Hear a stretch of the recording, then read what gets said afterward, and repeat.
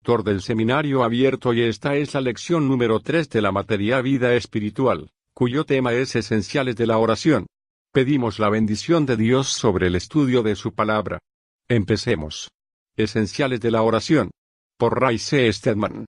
Me pregunto, si ustedes sienten, como me pasa a mí a menudo, identificándose de cerca con varios personajes de las Escrituras.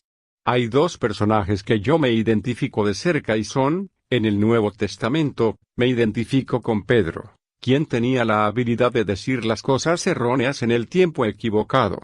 Él tenía un corazón profundo y devoto por el Señor, pero siempre parecía poner el pie equivocado al frente.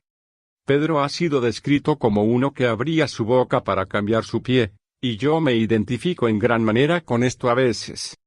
En el Antiguo Testamento, me identifico con Jacob, el intrigado, operador, de carácter independiente que siempre se salía con la suya en hacer las cosas. El tema de canción de Jacob pudo haber sido, lo hice a mi manera, de Frank Sinatra del Antiguo Testamento. Vamos a mirar la oración de Jacob en esta mañana. Espero que esta oración nos ayude a ver cómo personajes del Antiguo Testamento entendieron la relación maravillosa que tenían con Dios a través de la oración, y también cómo fueron ayudados a crecer por la oración.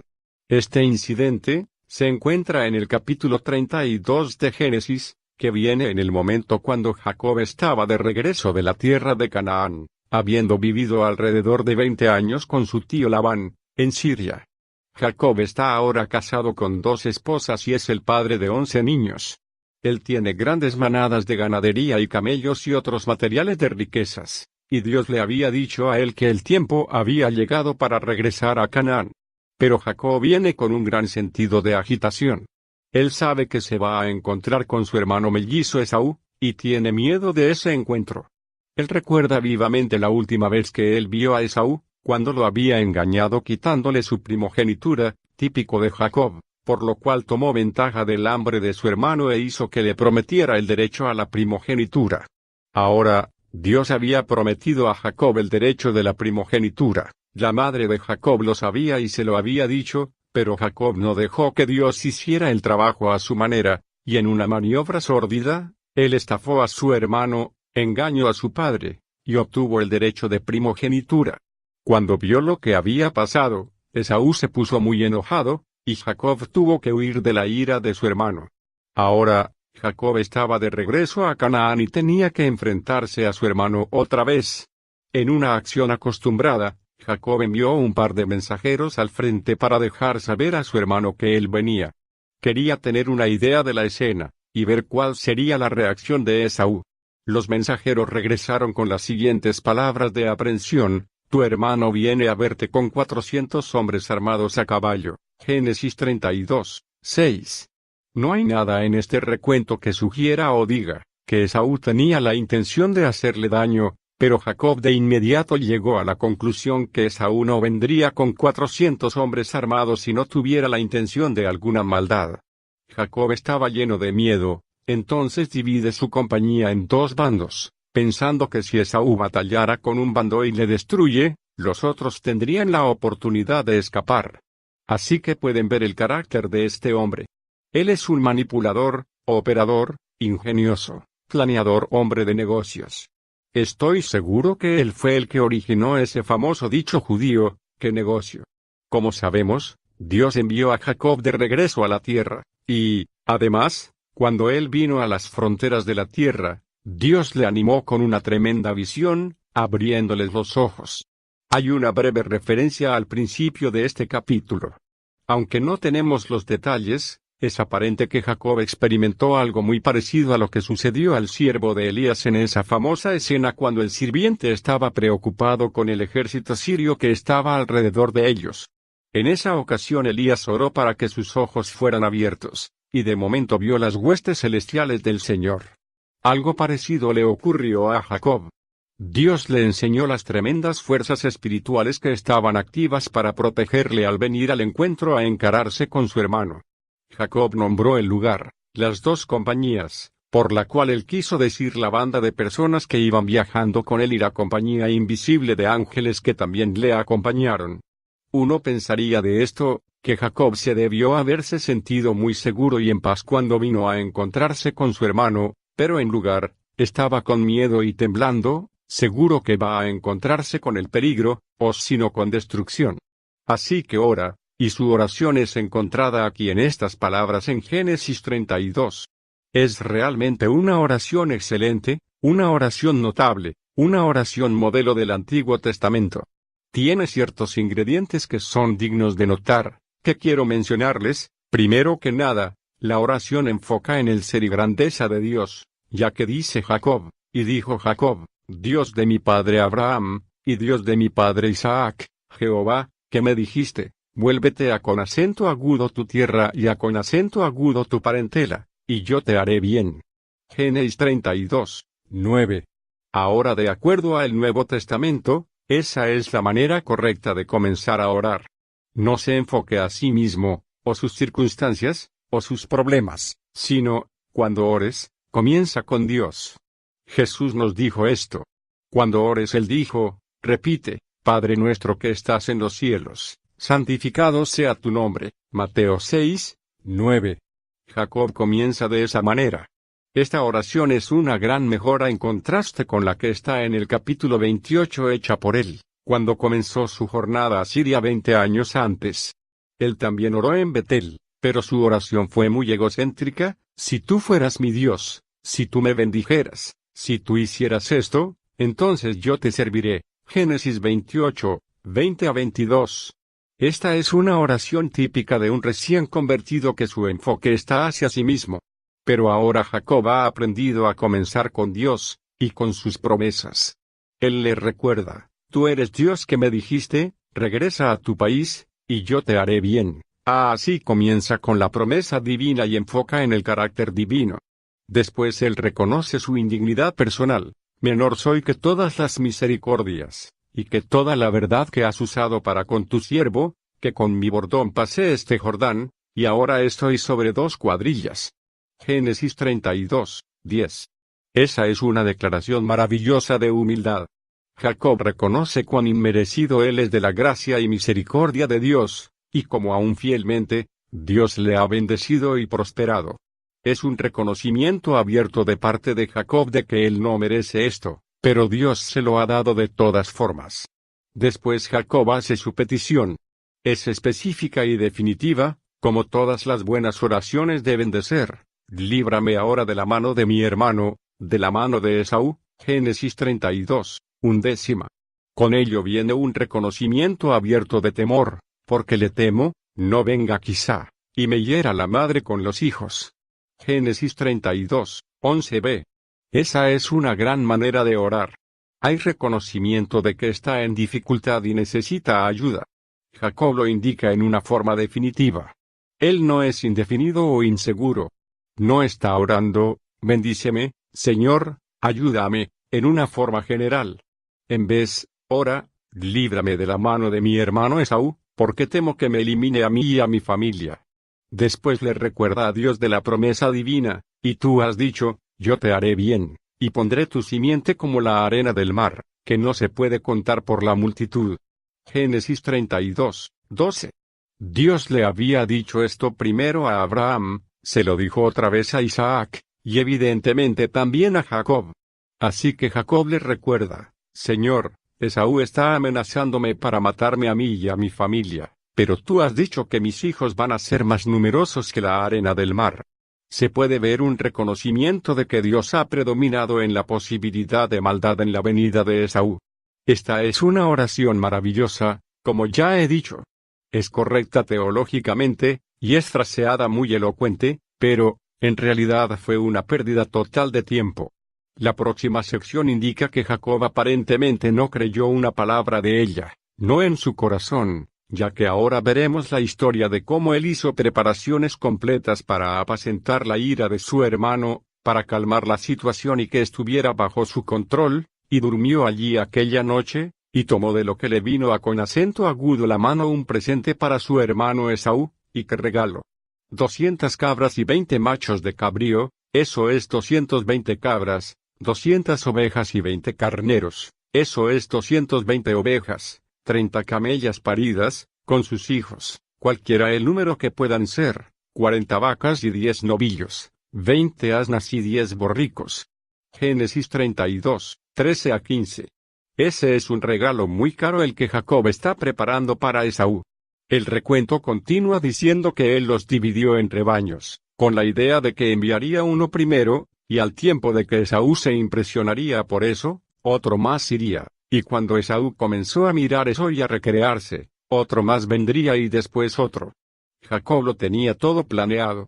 Esta fue una manera muy astuta, diseñada psicológicamente tramada para impresionar a su hermano, para sobrepasar su sentimiento de animosidad y librarle de la ira de Esaú. No hay la más mínima indicación que él esperó a que Dios hiciera nada para contestar su oración. Muchos de nosotros oramos también de esa manera. Algunas de las reuniones de oración que yo he visitado ha sido más bien grupos de incredulidad, donde la gente ora arduamente para que Dios haga algo y después actúan como si no hubiera ninguna posibilidad de que Él fuera a contestarles. Esto es lo que Jacob está haciendo aquí.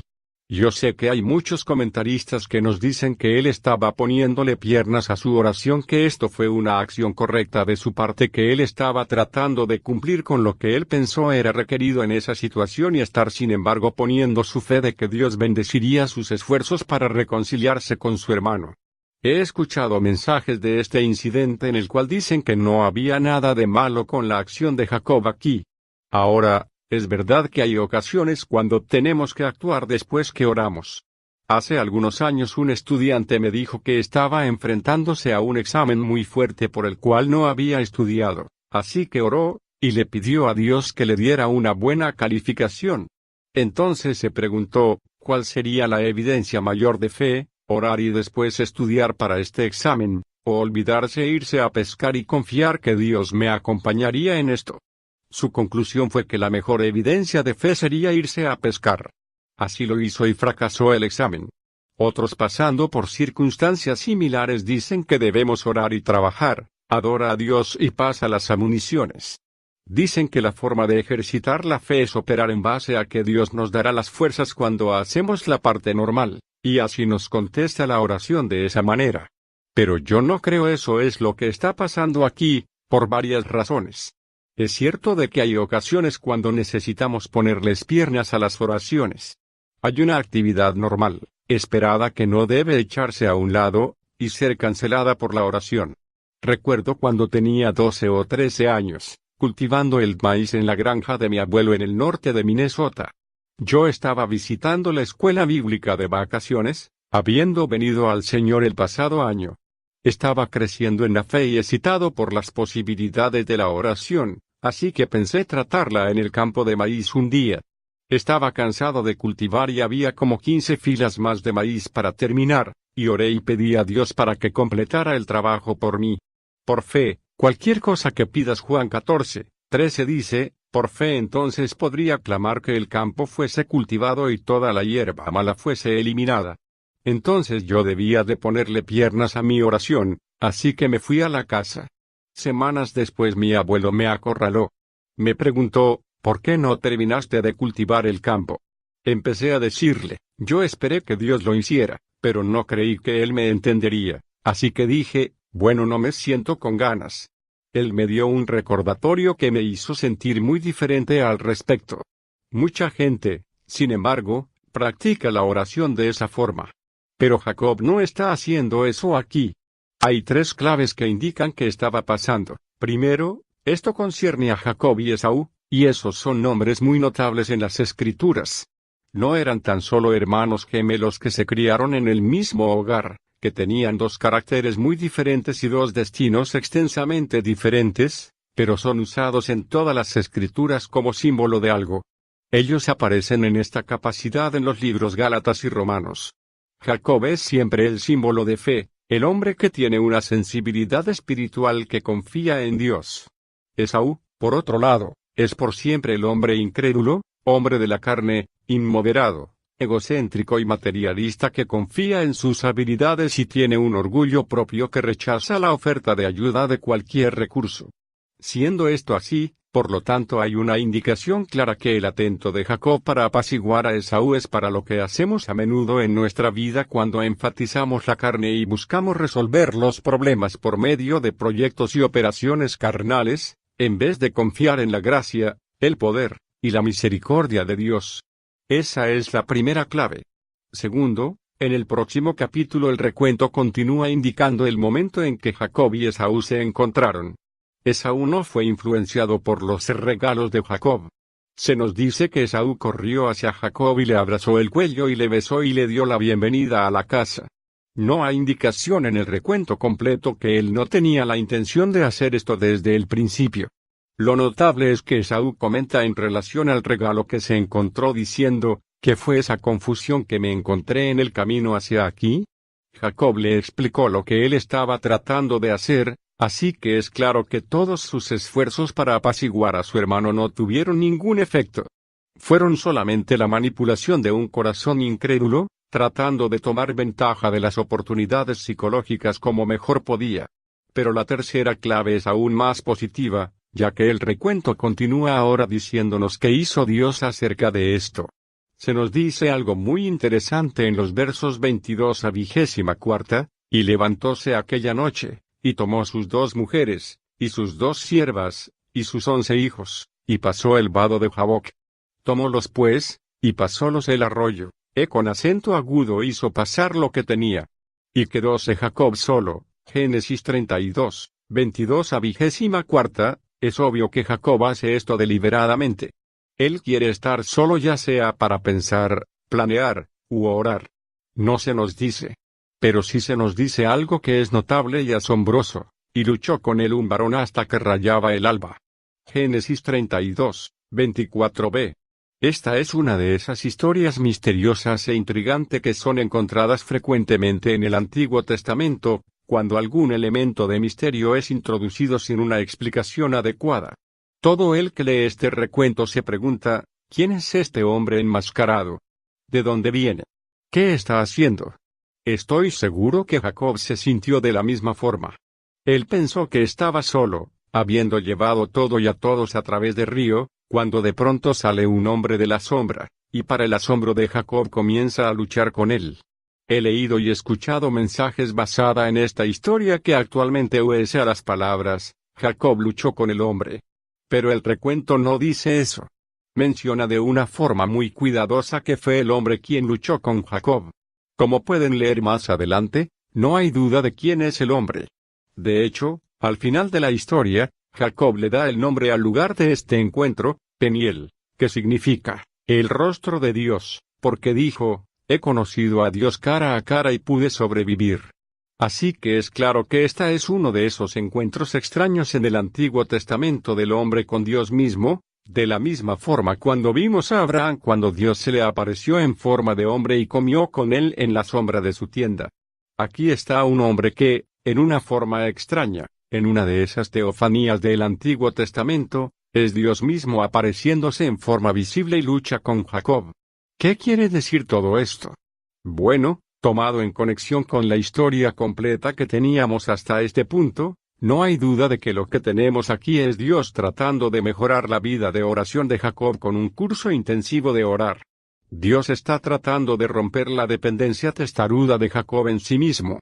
El problema de Jacob era de que en verdad él nunca creyó que Dios hiciera lo perdido. Él siempre tenía ese pensamiento interno de que si él mismo no lo hacía, tal vez Dios no lo cumpliría.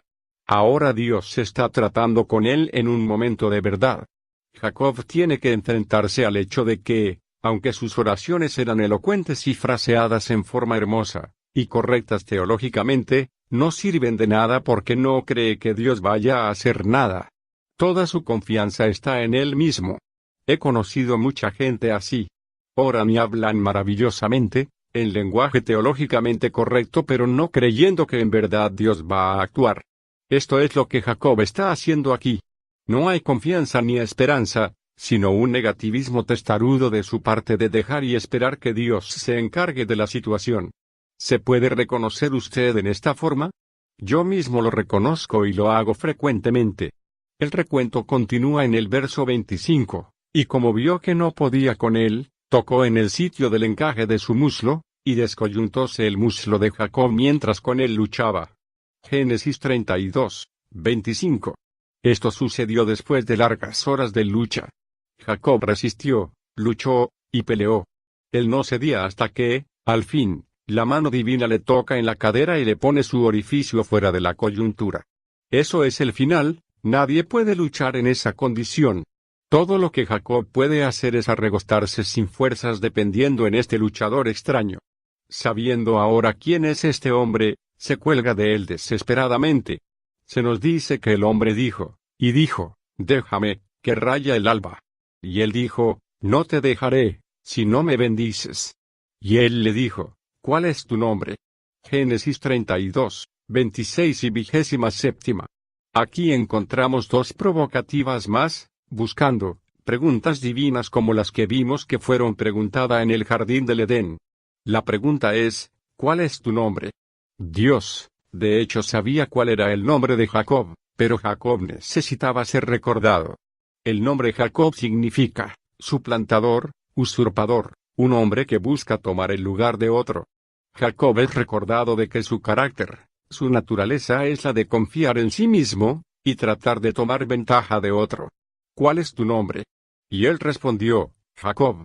Y él dijo, no se dirá más tu nombre Jacob, sino Israel, porque has peleado con Dios y con los hombres, y has vencido. Génesis 32, 27b y 28. He leído muchos mensajes de este recuento que han comentado del hecho que Jacob fue poderoso en la oración porque él luchó con Dios toda la noche y prevaleció.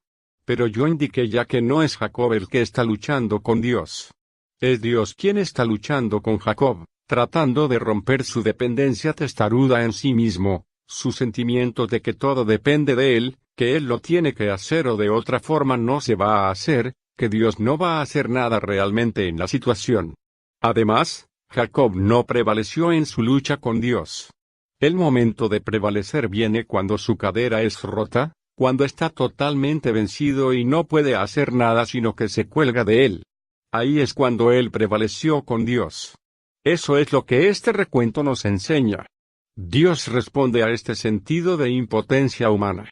Eso es también lo que Pablo nos enseña en la segunda carta a los Corintios, cuando dice, sus fuerzas se hacen perfecta en mi debilidad, porque cuando soy débil es que soy fuerte. Comparar 2 Corintios 12, 9. Hay aquí un ejemplo vivo de esto.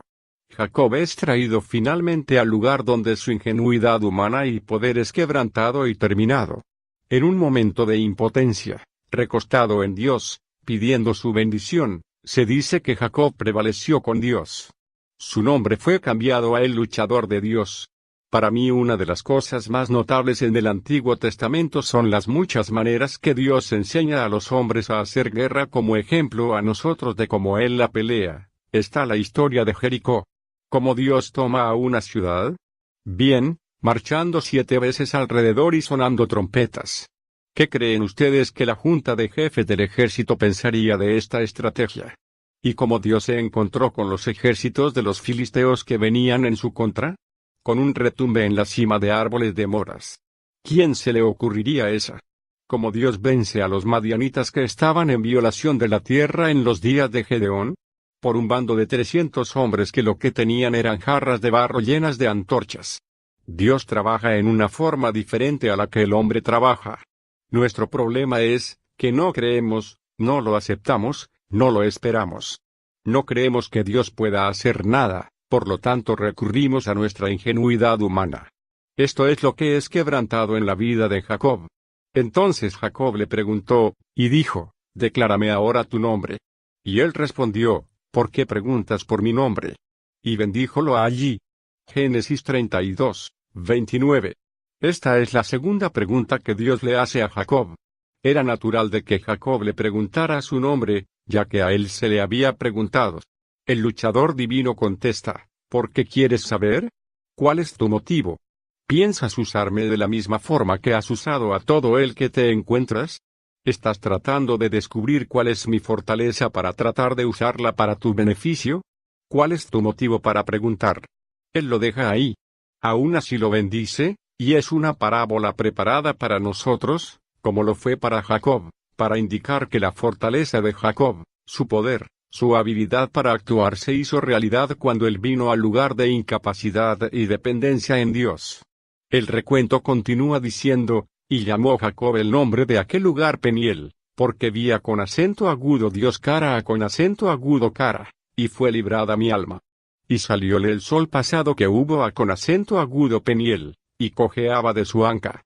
Por esto no comen los hijos de Israel, hasta hoy día, del tendón que se contrajo, el cual está en el encaje del muslo, porque tocó a con acento agudo Jacob este sitio de su muslo en el tendón que se contrajo. Génesis 32, 30 a 32. Esta práctica se convirtió en un ritual en Israel, diseñada para recordarles de que el momento cuando la oración es más efectiva es cuando realmente creemos que Dios va a hacer algo porque nosotros no podemos hacer nada. He llamado esto, lo esencial en la oración. Creo que es verdad. Vez tras vez a través de las Escrituras encontramos que la lucha grande de Dios con nosotros es enseñarnos a no pensar que debemos de hacerlo todo por nosotros mismos. Pasé por una experiencia similar. Yo había orado por una situación que sentía si solo yo pudiera sentarme y razonar con las personas envueltas, si pudiera señalarles lo que estaban haciendo, estoy seguro que yo le haría ver lo que estaba sucediendo. Pero no podía hacerlo. Físicamente fui removido del asunto, psicológicamente, sabía que no tenía una puerta abierta de comunicación. Sentí la frustración de que no podía hacer algo, pero fue del resultado de la frustración que comencé a orar y a confiar que Dios actuaría y lo hizo. Este es el secreto de la oración, signo de división no en nuestras fuerzas pero en la de Él. Esta es una expresión correcta de esa verdad de la mano de Alan Redpath. ¿Estás batallando contigo mismo? ¿Derrotado en la vida, yendo cuesta abajo a golpes? Tú encaras muchas batallas. Ninguno de nosotros puede vencer en esto, porque lo sabemos en nuestros corazones, pero le diríamos alegremente las buenas nuevas de que vencen no por batallar pero por fe. Ustedes vencen no por luchas internas pero por mirar hacia arriba. Cualquier batalla de victoria, poder y liberación de ustedes y del pecado que no está basado constantemente en la mirada intensa del Señor Jesús, con el corazón y la vida levantado hacia Él, está destinado a fracasar. Hay por supuesto, actividades que podemos hacer después de orar, pero aún en esa acción nuestra confianza debe ser que Dios tiene la intención de actuar y que Él puede actuar más lejos de lo que podamos pedir o pensar. CFF 3:20. Nuestro sentido de paz y quietud y victoria vendrá solamente si tenemos la confianza. Jacob cojeó el resto de su vida, como un recordatorio constante a él. ¿No sería maravilloso si Dios nos hiciera cojear? Algunos de nosotros lo hacemos, ¿o no? Psicológicamente cojeamos. Sentimos las cicatrices de las derrotas del pasado recordándonos que esencial es que confiemos de que el Dios a quien oramos es capaz de actuar en nuestro beneficio. Oración. Señor, quizás por tu gracia tú hagas cojear a alguien aquí en esta mañana para tener un recordatorio constante de que eres el Dios que actúa mucho más allá que cualquier cosa que podamos hacer. Cuando te pedimos que actúes debemos esperar que lo vas a hacer, Señor, y no como Jacob, haciendo las cosas por nuestros propios esfuerzos con sabiduría humana. Te lo pedimos en el nombre de Jesús, amén. Gracias por estar con nosotros en esta reflexión sobre la vida victoriosa en Cristo. Dependemos de las ofrendas de nuestros alumnos agradecidos a hacer posible este ministerio educativo. Dios le bendiga en su vida y ministerio. Estamos a sus órdenes.